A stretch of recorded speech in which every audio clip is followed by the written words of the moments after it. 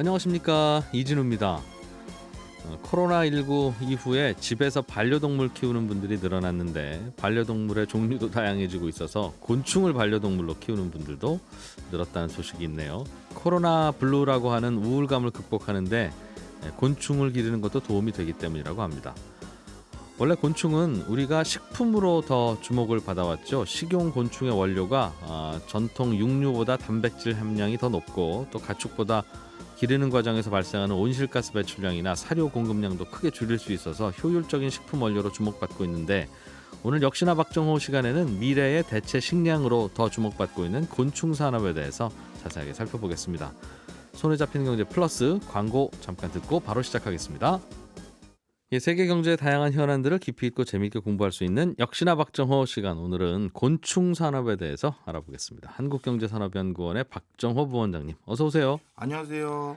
곤충하면 아우 징그러 하는 분들이 일단 꽤 있는 것 같고, 그렇지 않더라도 뭐 그냥 존재하는 거지 우리가 뭘 이용을 해, 이건 그냥 같이 살아가는 동물 정도 아닌가 하는 정도인데, 이게 뭐 이것저것 다양한 산업들도 생기고 관심이 많아지는 모양이에요. 예, 맞습니다. 요즘 우리 인류가 직면하고 있는 여러 문제를 해결하는데 곤충이 큰 기여를 할 수 있겠다라는 확신 때문인데요. 이게 이따가도 자세히 말씀드리겠습니다만 우리나라뿐만 아니라 전 세계적으로 요즘 곤충에 대한 관심도가 극에 달하고 있습니다.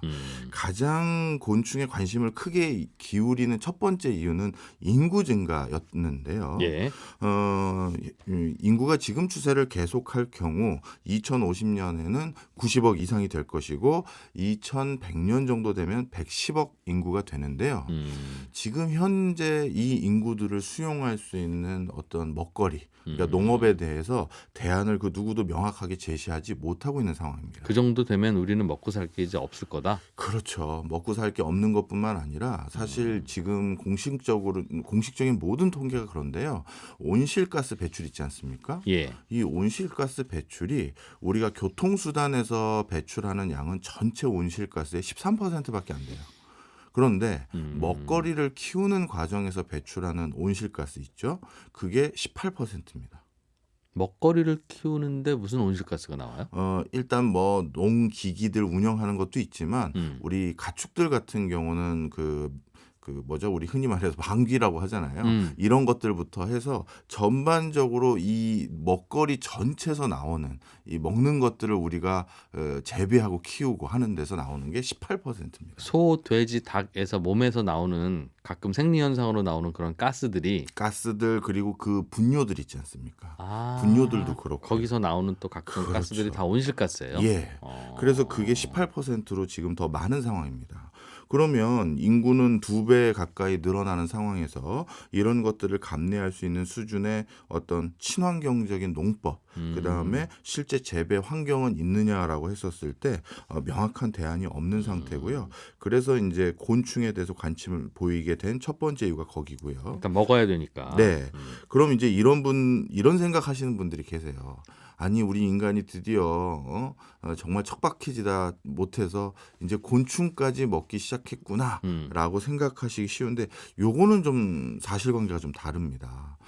사실 많은 농학자들이 곤충의 오래전부터 좀 대체제로서 예. 관심을 보였던 이유는요. 인류가 안 먹었던 것을 갑자기 먹게 하려는 의도가 전혀 아니고요. 그 현재 통계로도, 그러니까 지금 이런 대체 산업으로 키우려는 게 아니라 지금 현재 통계로도 곤충을 먹는 인류가 20억 명이 이미 있어요. 그리고 이들 20억 명이 먹는 곤충의 종수는 2037종 정도가 됩니다. 의외로 많이 곤충을 먹고 있네요, 우리가. 그렇죠. 다양하게. 예. 바로 그래서 이거는 안 먹는 거를 먹게 억지로 강제하는 게 아니고 이미 먹고 있는 거를 좀 저변을 넓힌다든지, 인근 국가들이 먹었는데 가끔 우리도 먹게 되는 경우 있잖아요. 그렇게. 그런 맥락이라고 보시는 게 더 좋을 것 근데 이 같아요. 종류가 2,000개가 넘는다고요? 네, 2037종입니다. 와, 일단 번데기. 번데기도 그렇네요. 네. 그리고 우리 예전에 메뚜기도 드신 분들 많으시잖아요. 잡아먹죠, 메뚜기. 예. 그리고 사실 곤충을 제일 많이 먹는 대륙은 아태 지역입니다. 우리 아시아 지역이에요. 특히 뭐 중국 같은 경우는 예. 뭐 이런 소리 많이 하잖아요. 워낙 식문화가 발달돼서 저는 그건 굉장히 위대한 거라고 생각하는데 책상 다리 제외하고는 다 요리해 먹는다고 그러죠. 맞아요. 그리고 날개 달린 것 중에서는 비행기 빼고 다 먹는다 이런 소리 하잖아요.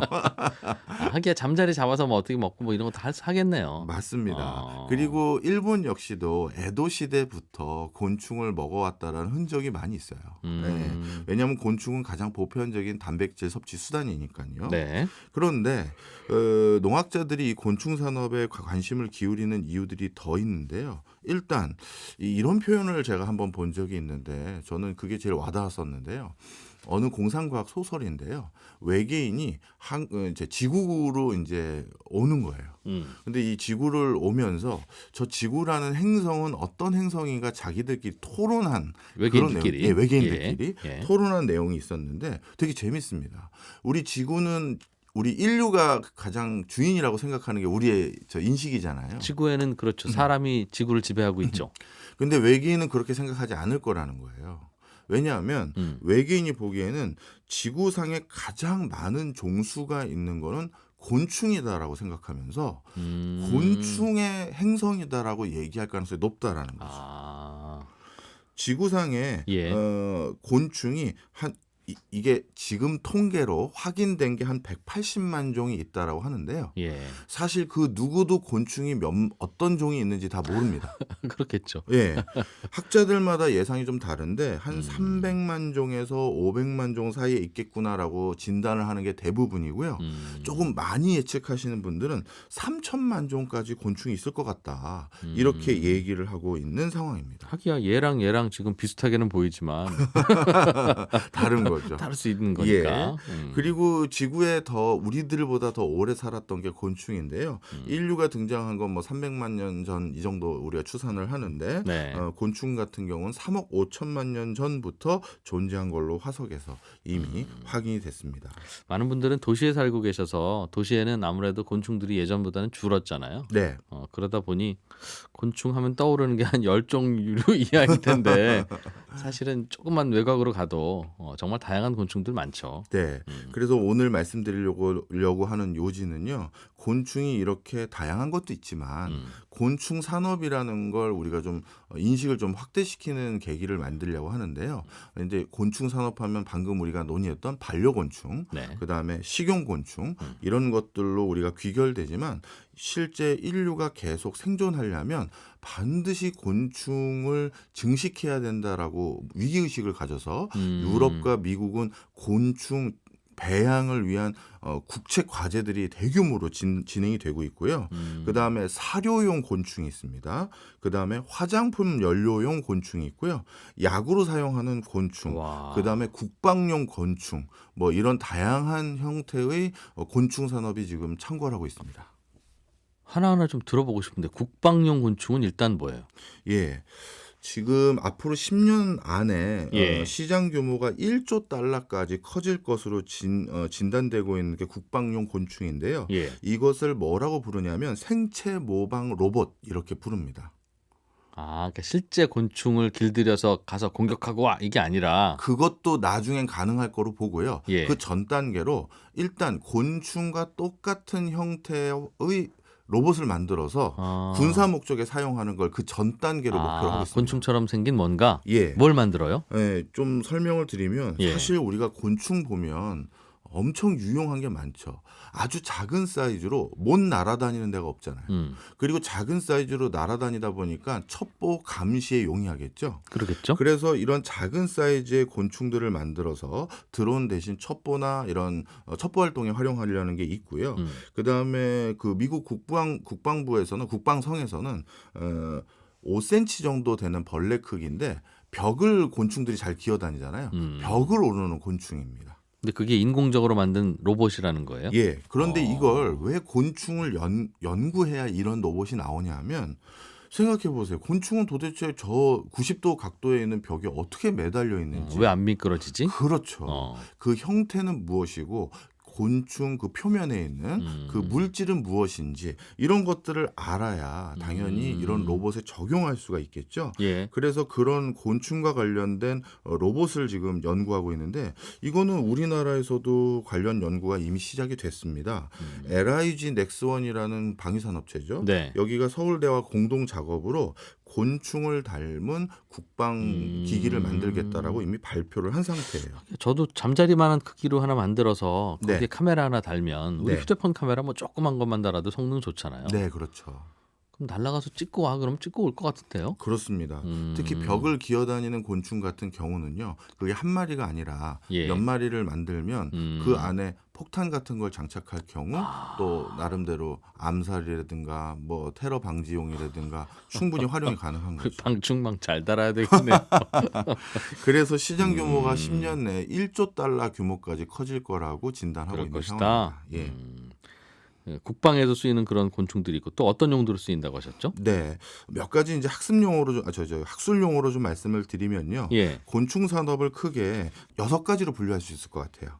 학습 애완 곤충, 식약용 곤충, 그다음에 화분 매개 곤충, 환경 정화 곤충, 천적 곤충, 지역 축제 곤충 요 정도 됩니다. 와, 다 신기한데 그 중에서 또 궁금하신 거? 지역 축제 곤충은 지역 축제용으로 곤충을 길들여서 축제를 즐겁게 해요? 예를 들면 무슨 예, 나비 그렇죠. 축제 뭐 이런 것처럼? 맞습니다. 한평 나비 축제도 시장 규모가 이제 몇천억 규모로 커졌죠. 거기는 나비가 원래 많아요? 아니면 인공적으로 단기간에 나비가 대량으로 있으려면 어쩔 수 없이 인위적으로 좀 길러서. 길러야 되는 거죠. 길러서 뿌려 놓으면 그 동네에서 놀아요? 그 동네에서 놀고요. 이렇게 이 1년생 곤충들 있지 않습니까? 이런 경우에는 그 축제 기간에 대규모로 재배를 해서 재배라고 할까 사육을 해서 축제에 활용하는 형태인데요. 이게 우리나라뿐만 아니라 전 세계적으로 예. 어떤 곤충을 매개로 해서 지자체 소득을 늘리기 위한 시도들이 많아요. 뭐 반딧불 같은 건 이미 많이 알려진 그렇죠, 것들이고요. 그렇죠. 그래서 예천 곤충 바이오 엑스포라든가 한평 나비 축제 역시도 이런 국내외적인 어떤 곤충을 바탕으로 그런 한 축제 식으로? 문화를 만든 거고요. 예. 곤충을 그 새장 같은 데다 기르면 잘 길러지나 봐요. 예, 상대적으로 곤충을 뭘 기르기가 기르지? 굉장히 용이합니다. 예. 그래서 우리가 먹거리로 또는 사료로 곤충을 주목해야 된다라는 얘기가 있는 건데요. 먼저 대표적인 사료용 곤충 중에는 동해등의 곤충이라는 게 있는데요. 동해등의 사료용이라고 하는 건 그 곤충을 사료로 만드는 거죠. 사료를 먹여서 맞습니다. 기르는 곤충이라는 게 아니라. 예, 일단 곤충을 기르기 위해서도 사료가 필요한데요. 예. 그렇게 다 길러진 곤충을 다시 사료로 쓰는 예, 어, 이런 용도죠. 예. 그럼 가끔 또 이렇게 질문하신 분들이 계세요. 아니 그러면 그 사료를 곤충에서 먹여가지고 다시 사료를 주는 게 아니라 원래 그 사료를 그냥 가축들에게 주면 되는 거 아니냐. 그런 질문은 저는 바보 같다고 생각합니다. 그래요? 그러면 소고기 먹지 말고 소가 먹는 여물을 네가 먹지라고 하면 맛도 다르고 다르잖아요. 맞아요. 바로 그거고요. 또 한 가지는 곤충을 통해서 사료를 만드는 게 친환경적이기 때문인데요. 네. 좀 전에 말씀드렸던 동해등의 유충이라는 게 있는데요. 이게 파리과라고 하더라고요. 이 파리과의 동해등의 유충 같은 경우는 쓰레기 청소부라는 예칭을 가지고 있습니다. 쓰레기 좋아하나 봐요. 맞습니다. 그래서 동해등의 유충을 재배하는 농가 같은 경우는요. 인근 학교에 급식하고 남은 쓰레기들 있죠. 예. 음식물 쓰레기. 예. 이거를 정례적으로 받아옵니다. 그럼 그걸 다 먹어요, 곤충들이? 그거를 그렇죠. 동해등의 곤충 유충에게 먹이는 거죠. 그럼 그걸 다 먹어요. 와, 많이 먹네. 네. 예. 그리고 이 사료를 투여해서 예. 우리가 단백질을 섭취하는 효율성을 좀 비교하는 연구들이 많이 일어났었거든요. 네. 근데 그 연구에 있어서도 곤충을 키워서 단백질을 섭취하는 게 굉장히 효과적이다라는 게 있는데요. 효과적이다. 예. 이걸 사료 전환 효율이라고 부릅니다. 예를 들어서 생체 무게 1kg을 생산하기 위해서 그게 닭이든 돼지든 하여튼 1kg 정도를 생산하기 위해서는 귀뚜라미 같은 경우는 사료를 1.7kg을 먹여야 돼요. 네. 그러니까 1.7kg을 귀뚜라미에게 먹이면 1kg 살이 찌더라. 예, 귀뚜라미가. 그렇죠. 예. 그다음은 그럼 닭은 어떻게 되냐? 2.5kg의 사료를 먹여야 1kg 찌는 거고요. 돼지는 5kg, 소는 10kg입니다. 소가 의외로 많이 먹어요. 많이 먹고 살은 별로 안 찌네요. 그렇죠. 자꾸 돌아다니니까 그렇지 지금. 자, 그러다 보니까 사료 전환 효율이 어. 이렇게 귀뚜라미를 비롯한 곤충이 좋은 거죠. 야, 곤충들이 더 자주 잘 돌아다닐 것 같은데 소나 그렇죠. 돼지들은 먹고 나서 그냥 그 동네에서 어슬렁거리니까 별로 안 쓸 것 같은데 곤충들이 의외로 별로 안 쓰는군요. 그런가 봐요. 어. 그리고 하나가 더 있는데요. 식용 가능 효율이라는 게 있는데요. 비율이라는 게 있는데 예를 들어서 돼지 한 마리를 키웠어요. 그럼 그 한 마리 중에서 우리가 먹는 데 사용하는 것과 버리는 것들의 비율이 있지 않습니까? 야, 그 비율도 중요하겠네요. 그렇죠. 예. 귀뚜라미 같은 경우는 80%고요. 그다음에 닭하고 돼지가 55%밖에 안 돼요.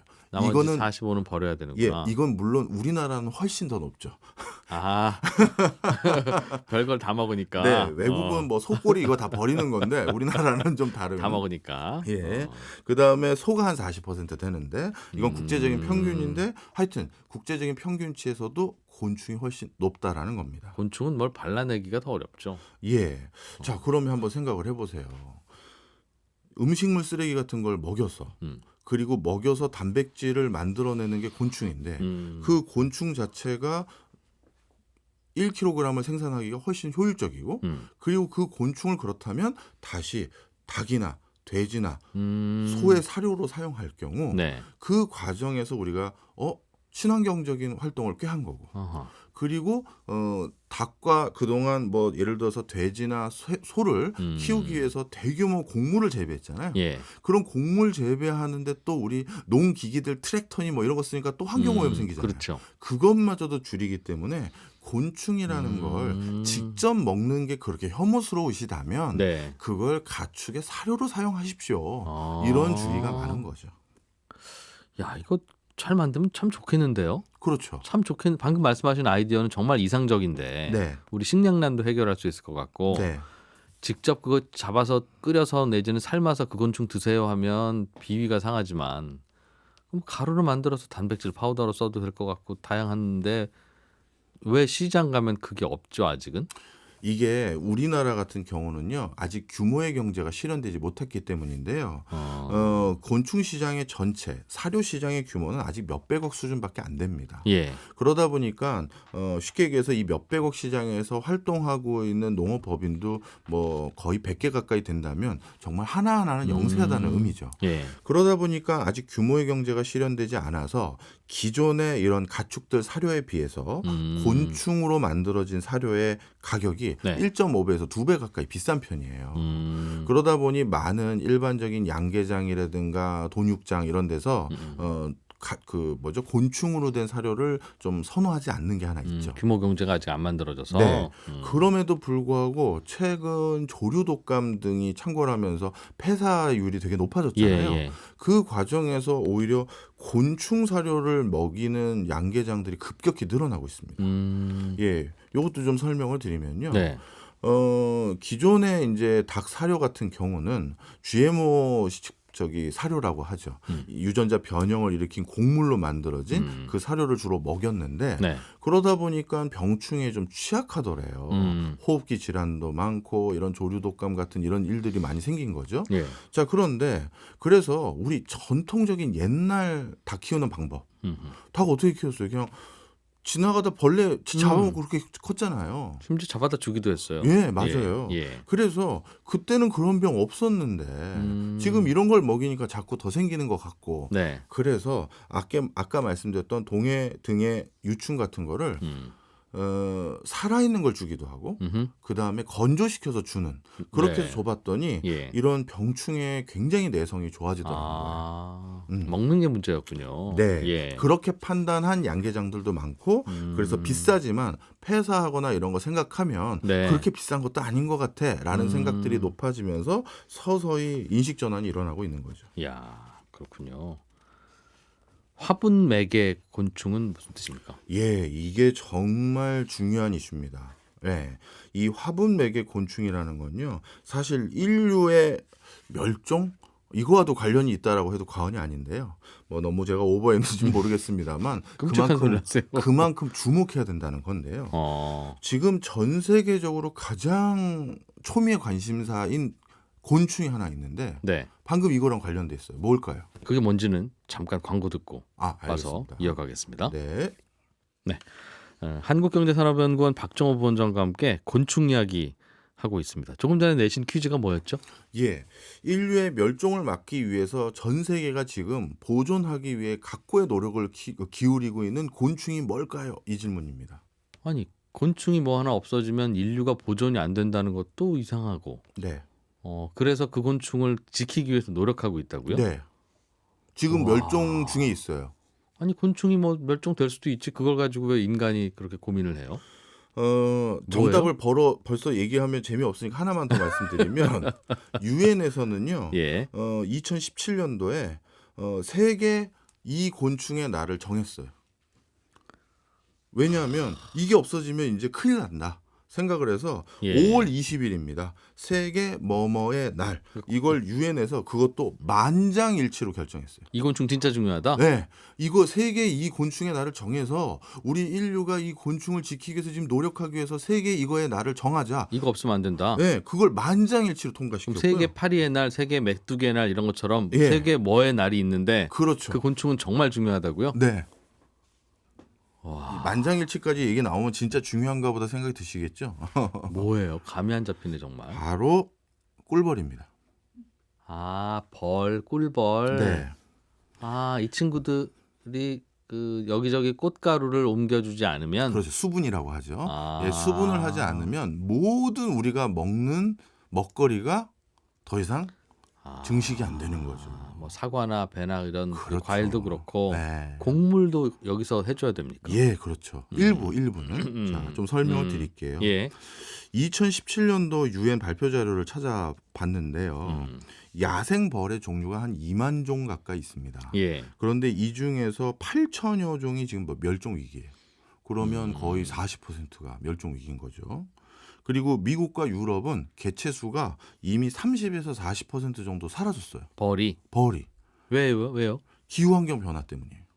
추운 거 좋아해요? 더운 거 좋아해요? 벌들? 이게 그냥 생존 자체가 적합하지 않은 형태인데 그 이유도 사실 여러 가지 설들이 있습니다. 네. 왜 벌이 갑자기 이 동네에서 안 사는지? 그렇죠. 그리고 미국 같은 경우가 이제 미국은 전 세계적인 농업 수출 국가니까요. 네. 벌의 개체 수가 굉장히 중요하겠죠.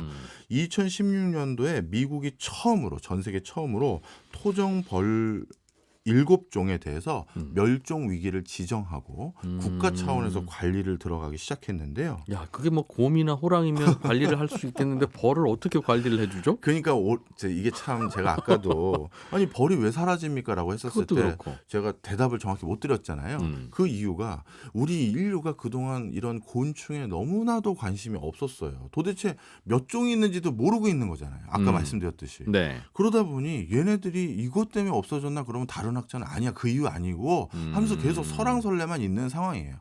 자, 근데 이게 어느 정도 중요하냐면 우리 꿀벌은 수분, 즉 아까 말씀드렸던 꽃가루를 날라서 식물을 교배시켜서 증식시키고 예. 과실이 나오게 만들잖아요. 그게 전 세계 야생 식물의 90%가 벌에 의존해서 그렇게 수분을 합니다. 예. 그리고 우리가 식량으로 삼고 있는 종자들의 75%가 벌이 없으면 수분이 안 돼요. 그러니 네. 벌이 없어지면 먹거리는 다 끝인 거죠. 그렇겠네요. 네, 그 일을 벌만 하는군요. 벌만 합니다. 아. 네. 그래서 인류 식량의 3분의 1은 벌 때문에 생산하고 있다. 이렇게 진단하는 학자들도 굉장히 많아요. 그런데 그런 벌들이 멸종되고 있다. 원인 모를 이유로 네. 이유 모를 원인으로 사라지고 있다. 네. 추정되는 원인은 없어요? 추정되는 원인은 뭐 인재도 있어요.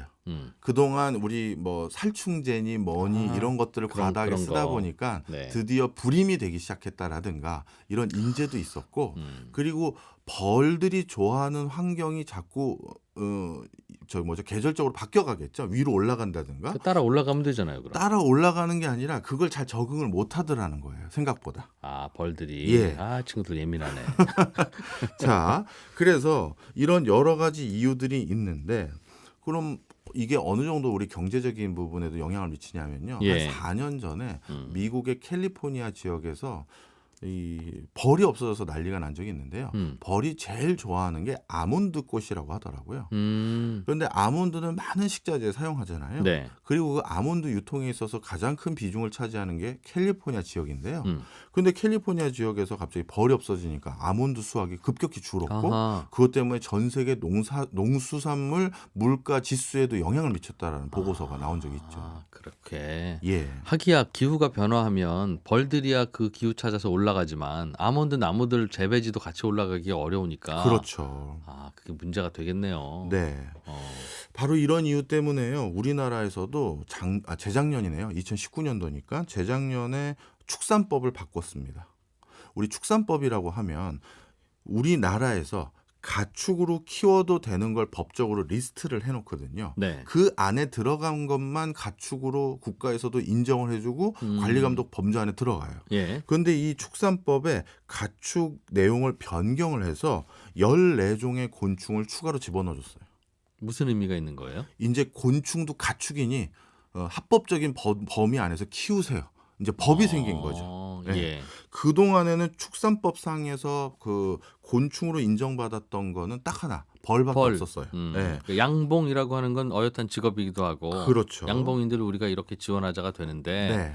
저희는 메뚜기 기르는데요 하면 그것도 정책적으로 그럼 배려하겠다는 거네요. 그렇죠. 그 그 14개 곤충에는요. 누에, 장수풍뎅이, 왕진해, 왕귀뚜라미, 갈색 거저리, 뭐 반딧불 뭐 이런 네. 여러 가지들이 이제 포함이 되기 시작했는데요.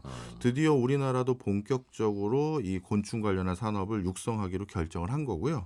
그리고 또 한 가지 말씀드리면 이제 우리나라를 대표하는 산업군 중에 하나가 바이오 아니겠습니까? 예, 예. 유럽은요, 이 바이오 분야를 육성하는 신물질 이걸 찾아내는데 우리가 약용물질이라고 해서 중국처럼 그 어떤 약초, 식물에서만 찾아내는 게 아니라 유럽은 곤충에서 많이 찾아냅니다. 특히 약될 만한 거. 예, 특히 곤충은 그 뭐라 그러죠? 자기 몸이 훼손됐었을 때 이걸 복원하는 능력이 탁월하잖아요. 예. 그래서 자기 몸을 복원하는 그런 성분을 찾기 위한 노력들을 되게 많이 하는데요. 프랑스 같은 경우는 100여 종의 곤충으로 이미 173개의 실물질 특허를 출원해놨어요. 그리고 이것을 우리 실버 산업이라고 해서 예. 내가 관절염이 자꾸 심해진다라든가 몸이 이제 노쇠화됐을 예, 때 예. 이걸 다시 복구하는 여러 물질들을 이렇게 하고 있다. 이렇게 말씀드릴 수 있겠네요. 그렇군요. 야, 이게 우리가 모르던 곤충의 용도가 정말 많네요. 그러고 보니. 네, 맞습니다. 뭐 몇 가지 특이한 용도를 좀 더 말씀드리면요. 또 친환경 농법에도 또 곤충이 많이 활용되는데요. 이건 우리나라보다는 유럽에서 많이 하더라고요. 친환경 농법. 예, 예를 들어서 어떤 농작물을 재배하는 과정에서 우리가 곤충이라고 다 유익한 게 아니잖아요. 해충이 있지 않습니까? 예, 예. 그 해충들이 농산물의 생산량을 자꾸 늘리는 걸 막는데 칼가먹죠. 예, 그동안은 그걸 제초제니 아니면 살충제니 뭐 이런 것들을 통해서 억제를 해왔는데 농약. 예, 농약이죠. 근데 이 농약도 사실 환경 오염 물질이잖아요. 토양 오염에서 수질 오염으로 이어지니까요. 예. 그런데 유럽에서는 더 이상 이거 안 된다. 그래서 어떻게 하느냐? 그 해충을 잡아먹는 익충을 통조림에 넣어서 팔아요. 살아있는 녀석으로. 예, 예를 들어서 뭐 무당벌레 같은 것들도 있을 수 있겠죠. 용병이네. 용병이죠. 그래서 그걸 익충을 풀어넣어서 해충을 잡는 야. 이런 형태로 친환경 농법을 하는데 근데 우리나라에서는 그러면 그걸 왜 못하느냐. 익충을 누가 대규모로 이렇게 공급을 해줘야 될 거 아니에요. 수입해서 비행기 타고 올 수도 없고. 그렇죠. 바로 그런 이유로 우리나라도 이렇게 곤충을 활용한 농법, 이런 익충이죠, 정확히 말하면. 예, 예. 그런 농법들이 도입이 될 만뿐 한데 아직까지는 뭐 이렇게 주목되지 못하고 있고요. 야, 그리고요. 예. 그다음에 이제 또 주목할 만한 게 이 곤충과 관련돼서 화장품 원료들을 또 많이 사용하고 있습니다. 무슨 얘기죠? 예, 이거는 또 아주 특이한 스토리들이 많은데요. 네. 동남아 국가에 많은 원시 부족들 아니면 저 지방의 토착 민족들 이런 민족들은 독특한 곤충들을 먹는 민족들이 있어요. 네. 근데 그 독특한 곤충을 뭐 토속 음식으로 많이 먹는 그 민족들 중에는 독특하게 어떤 특정 피부 트러블이 전혀 안 생기는 인종들이 생긴 거죠. 예를 들어서 인도네시아의 저 동티모르 지역의 한 부족들은 항상 무슨 나무 무슨 벌레를 집어 먹는데 예. 그 부족만 뭐 예를 들어서 무슨 기미가 없대라든지 아하. 뭐가 없대라든지 이런 게 있는 거죠. 예. 그러면 혹시 그게 그 곤충을 먹기 때문이 아닐까 이런 그 연계 속에서 화장품 회사들이 그걸 그런 연구하기 아이디어로. 시작했고요. 그랬더니만 몇 개가 특허 관련한 물질로 출원까지 된 거예요. 야. 이처럼 그 곤충 관련한 시장 규모가 점점 늘어나기 시작하면서 지금 전 세계 시장 규모는 곤충의 시장 규모는 5년 단위로 2배씩 증가를 하고 농도가 있습니다. 다양해지니까. 예. 그래서 우리나라 같은 경우는 현재 곤충 관련한 시장을 한 3천억 규모로 보는데요. 이거는 굉장히 크게 잡은 겁니다. 네. 실제 식용인이 학습 애완용 곤충 시장만 보면 굉장히 작고 이것저것 전후방 산업까지 다 잡아서 3천억 규모로 잡은 건데 예. 아직까지는 우리나라는 스타트업 중이고요. 저는 그래서 관련 제도를 조금만 정비하면 우리나라가 농업 후발 국가 중에서 앞으로 치고 나갈 분야를 여기로 꼽아요. 농업은 우리가 불리하지만 예. 사실 지난번에 제가 말씀드렸죠. 카길이라는 뭐 농업 회사를 통해서 전 세계적인 종자 산업이 얼마나 독과점돼 있고 예. 그게 이제 기술위가 어떻게 보면 집약되어 있는지 말씀을 드렸지 않습니까? 그런데 선진국이 되기 위해서는요. 예. 반드시 그 나라들이 가지고 있어야 될 그 주력 산업군 중에 하나가 다 농업이에요. 선진국 중에서 농업이 주력 산업 아닌 나라가 없어요. 뭐 프랑스, 영국, 뭐 독일도 마찬가지고 네. 네덜란드, 뭐 미국, 중국, 일본 다 마찬가지죠. 농업 기술이 좋다? 그렇죠. 그리고 재배 부분에 있어서도 어느 정도 식량 안보를 유지할 수 있는 수준은 다 있어요. 꽤 많은 농업 생산을 네. 한다. 근데 우리는 식량 안보도 만약에 교육이 단절되면 큰일 나고 그 농업 관련한 원천 기술도 상대적으로 미약하고 뭐 이런 수준이거든요. 예. 그러면 저 엄청나게 100년 이상 된 농업 법인들, 세계적인 그 곡물 메이저들 예. 지금 와서 싸워도 되겠느냐? 뭐 저도 현실적으로 쉽지 않다고 생각합니다. 그렇다면 미래지향적으로 각광받는 새로운 농업 분야인 곤충 분야 같은 것은 좀 전략적으로 육성해서 네. 그래서 우리가 키워보면 어떨까라는 게 제 소견이고요. 지금 현장에서 곤충 농가 활동하시는 분들은 되게 어려워요. 아까 말씀드린 것처럼 인식 문제가 있고 제일 큰 문제는 판로예요. 이걸 만들었는데 예. 판매를 해야 되는데 원래 농업법인들은 판로는 원래 걱정 안 하거든요. 왜냐하면 그냥 일반적으로 그렇게 어르신들이 얘기해요. 아유, 우린 재배만 하고 농협 갖다 주면 뭐 알아서 다 판매해 주는데 수요가 뭐. 있는 거를 재배하니까. 그렇죠. 예. 그리고 농협에서 전매 비슷하게 해주는 경우가 많거든요. 예, 예. 그런데 곤충은 아직까지 농협에서 받아주지 않는 수요가 거죠. 뭐 하니까. 예. 그러니 본인들이 직접 판로를 모색해야 되는데 네. 그게 쉽지가 않고 그다음에 이걸 사료곤충이나 이런 건 충분히 빨리 할 수 있지 않을까요? 이렇게 생각하실 수가 있는데 이 중간에 중금속 검사라든가 이 절차들이 있는데요. 이게 그냥 곡물하고 달리 이게 굉장히 까다로워요. 곤충으로 하면. 그래서 이런 행정적인 부분에 대해서도 제도 개편이 좀 이루어져야 이 산업이 좀 굉장히 활성화되고 먹거리가 좀 풍신할 텐데 그러지 못한 것들이 좀 문제가 있다. 이런 말씀을 드립니다. 우리도 언어 습관도 좀 바꿔서 이제는 네. 야, 이 벌레 같은 녀석아. 아. 이런 얘기. 이거 좀 자제해야 됩니다. 그렇죠. 곤충이 아니라 벌레라고 우린 부르네요. 네. 예. 그런 거. 네. 뭐 벌레가 막 막 그러는 것 같아요. 뭐 이런 표현. 자제하는 걸로. 그래야 이제 곤충 산업도 이미지도 좋아지고 커지지 않겠습니까? 그렇겠네요. 그래서 해외에서는 이제 곤충에 대해서 종자처럼 종충이라고 해야 될까요? 이 곤충을 재배하는 이 곤충의 종자는 우리가 우리 거다. 그렇죠. 그걸 만들기 시작했습니다. 특히 이 부분에 특히 관심을 보이고 있는 곤충들이 어떤 거냐 하면요. 예. 전부 다 바이오 의학 분야가 아마 이런 특허 출원이 좀 쉬워서 그런가 봐요. 예를 들어서 꽃매미 있지 않습니까? 예. 이건 중국산이라서 우리나라에서는 사실 해충으로 분류하거든요.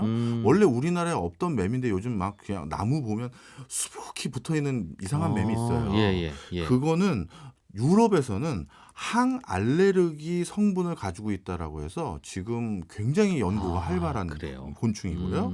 갈색 거절이라는 곤충 같은 경우는 항암 효과가 좋다고 해서 그 곤충을 재배하고 그 곤충의 표준 어떤 형태는 지금 특허 출원을 준비하고 있는 회사들이 정말 많고요. 쇠똥구리. 우리나라에서는 이미 쇠똥구리가 멸종이 돼서 예. 몇 해 전에 환경부에서 재밌는 공고를 냈었어요. 이게 저는 환경부가 얼마나 절박하면 이런 공고를 낼까 했는데 뭐냐면 우리나라엔 쇠똥구리가 멸종된 이유가 네. 쇠똥구리는 소똥을 굴리면서 사는 거잖아요. 예, 그 자기 몸집보다 훨씬 큰 거 동그라미 그 굴리고 다니는 그 친구. 맞아요. 예. 그런데 이 소나 이런 가축이 먹는 사료가 전부 그 항생제가 들어있고 뭐 이런 게 들어있다 보니까 소똥구리가 그걸 굴리면 잘 안 굴러요? 죽는 거죠, 본인이. 굴리다가. 네, 아예 죽어버리는 거예요. 그러다 보니 어쩔 수 없이 우리나라에서 그게 없어졌어요. 그런데 몽골에서는 천지거든요. 들판에 소, 말 뭐 천지니까요. 그래서 몽골에다가 공식적으로 소똥구리를 우리나라 소똥구리랑 몽골 소똥구리가 종자가 똑같은 거니 좀 달라고 했는데 안 줬나 봐요. 그래서 몽골 쇠똥구리를 네. 우리나라에 가지고 오는 사람에게 포상금을 환경부가 걸었어요. 뭐 문익점도 아니고 그걸 뭐 소똥구리 30마리인데 5천만 원 걸었어요. 네, 5천만 원 걸었어요. 몽고 가서 30마리 거 잡아오면 되잖아요. 그런데 그게 검역이고 이게 절차가 복잡하잖아요. 그래서 그럼 불법을 그래서 제가 얘기한 게 환경부가 현상금을 급해가지고 이게 반불법을 권장한 건가 싶을 정도로 무슨 빛나된 현상금도 아니고. 그만큼 뭔가 환경을 지키겠다는 건 알겠는데 뭐 혹시 그런 건가 싶어서 가져와서 뭐 하려고요? 그래서 증식시켜서 우리나라 소똥구리를 복원하려고요. 그 복원하면 뭐가 좋은데요? 생태계 복원이잖아요. 이제 가져왔다고 하더라고요. 제가 방송 오기 전에 최신 업데이트를 하려고 봤는데 가지고 왔더라고요. 자, 이처럼 이제 곤충 자체도 우리 종자, 종근, 종묘처럼 이것도 하나의 종자 산업으로 분류될 가능성이 있을 것 같다. 이런저런 많은 산업 이야기를 해주셨는데 오늘 이 이야기는 정말 우리가 거의 손 안 대고 있는 산업. 앞으로 무궁무진한 그 잠재력은 있는데 정말 곤충 산업과 관련한 우리나라는 후진국이구나. 아무것도 안 하고 있으니까 그런 느낌이 하지만 드네요. 아직 아무도 안 밟은 땅이니 우리가 치고 나가자. 곤충. 알겠습니다.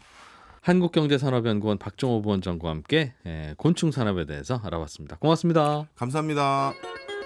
네, 손에 잡히는 경제 플러스 마칠 시간입니다. 저희 방송 내용 듣고 나면 다시 한번 들어보고 싶다 이런 생각 가끔 하시죠? 저희 홈페이지 게시판이나 팟캐스트 이용하시면 언제든지 다시 들으실 수 있습니다. 저는 내일 아침 8시 30분에 다시 인사드리겠습니다.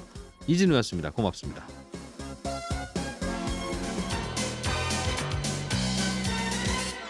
더 깊고 더 재미있는 경제 이야기. 이진우의 손에 잡히는 경제 플러스.